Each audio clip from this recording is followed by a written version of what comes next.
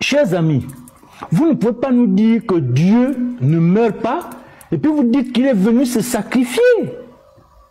Mais c'est un faux usage de faux, c'est une arnaque. Comment quelqu'un d'immortel peut dire qu'il est venu donner sa vie aux gens? Mais pourquoi vous faites ça aux gens? Pourquoi vous faites ça aux autres? Pourquoi vous faites ça à vous-même? Est-ce que vous vous écoutez parler? Quelqu'un qui est immortel, Dieu. Non mais c'est difficile, hein? Tu as même envie de laisser ton bâton et puis tu sors du plateau, ça fait mal. Il y a des gens qui écoutent des choses comme ça, on transmet ça aux enfants et puis on continue. Dieu, immortel, on le met sur la croix pour qu'il meure.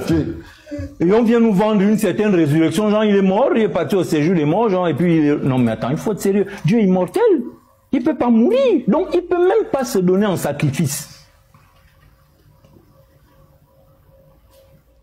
Est-ce qu'on se comprend? Parce que vous savez, tout le mystère est mort là.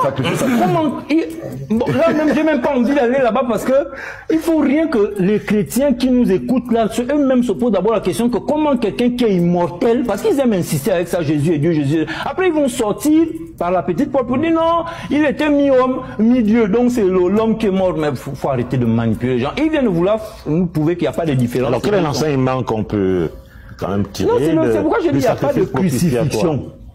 Il n'y a pas de mystère, parce que d'abord, dites pas pour dire non, il était mi-homme, mi-dieu, donc c'est l'homme qui est mort, mais faut arrêter de manipuler les gens. Ils viennent vouloir nous prouver qu'il n'y a pas de différence. Alors quel est l'enseignement qu'on peut quand même tirer? Non, c'est pourquoi je dis qu'il n'y a pas de crucifixion.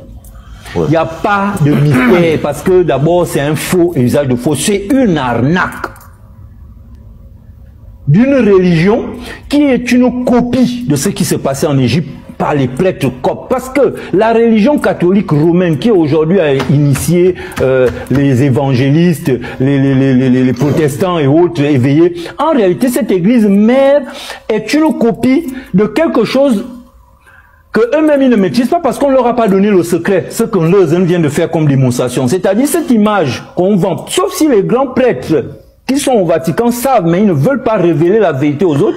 Mais la vérité, c'est que ce n'est pas une histoire à prendre au sérieux. Que Jésus est venu mourir sur la croix, on l'a cloué, il a pleuré, il est mort. En même temps, il est Dieu, il est pareil au Père. Et puis c'est lui qui crie encore Père, pourquoi tu m'as abandonné? Ils ne comprennent pas. Alors dans vos livres, il y a quand même...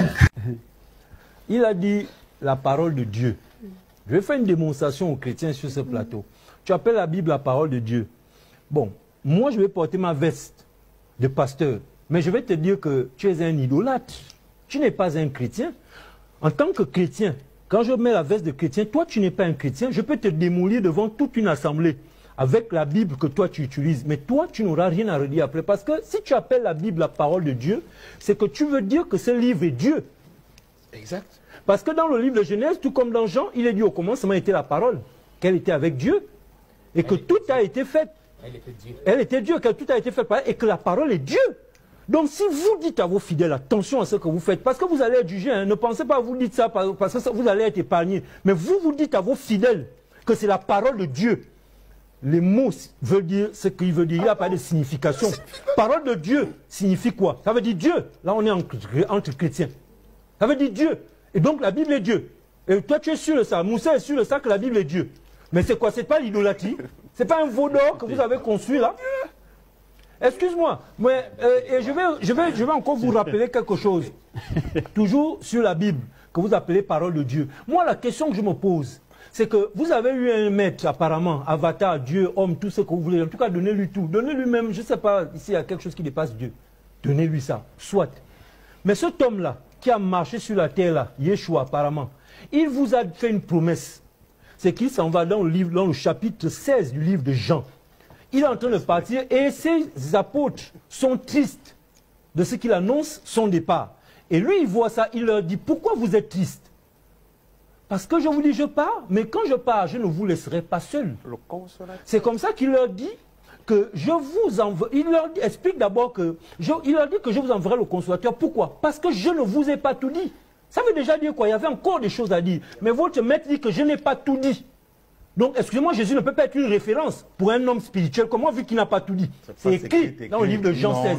Il le dit clair et net. C'est pas ce qui est écrit. Parce que je ne vous ai pas tout dit, je vais vous envoyer le texte dans le forum. Bref, lorsqu'il finit, parce que je ne vous ai pas dit, je vous enverrai l'esprit de vérité. Il signifie pourquoi il les envoie l'esprit de vérité. Non seulement parce qu'il n'a pas tout dit, mais la suite explique pourquoi il n'a pas tout dit. Il dit, pour vous conduire dans toute la vérité. Pourquoi il dit pour vous conduire dans toute la vérité? Parce qu'il n'a pas tout dit. Il est la limite de la vérité. Voilà. Pour vous conduire dans toute la vérité. Mais la démonstration n'est pas finie. S'il dit que je vous enverrai le consolateur pour vous conduire dans toute la vérité, cela signifie quoi? Cela signifie que chaque chrétien devrait chercher quoi? Le consolateur et non la Bible. Comment un livre qui s'appelle Parole de Dieu, donc Dieu, Jésus, ils disent que l'autre a 800 ans, il a prédit 800 ans. Mais comment Jésus, qui est Dieu, n'a pas pu prédire la Bible? Un livre. Il n'a jamais prédit la Bible. Il a promis aux chrétiens l'Esprit Saint pour les conduire. Donc, tout chrétien devrait chercher à voir l'Esprit Saint pour être guidé dans la vérité. La preuve, quand on va dans le livre des Actes, quand la Pentecôte arrive, c'est là où les gars commencent leur ministère. Avant ça, pourquoi ils ne faisaient pas leur ministère? Il a fallu qu'ils attendent la Pentecôte, donc que l'Esprit descende. Et lorsqu'ils prêchent devant les pèlerins, ils sont nombreux. Il y a un qui se déplace et vient dire, Maître, après avoir dit tout ce que tu as dit, qu'est-ce que nous devons faire? Il leur dit quoi? Recevez, faites-vous baptiser au nom du Père, du Fils et du Saint-Esprit et recevez le don du Saint-Esprit. Il fait la promesse encore de quoi? Du Saint-Esprit. Donc en réalité, toute la question, toute la problématique du développement spirituel, de la connaissance dans le christianisme devrait s'appuyer essentiellement que sur le christianisme et non sur le livre. Parce que la spiritualité n'est pas une question de livre. Surtout pour les mecs. C'est un chemin initiatique. Biolo. Oui. On va essayer de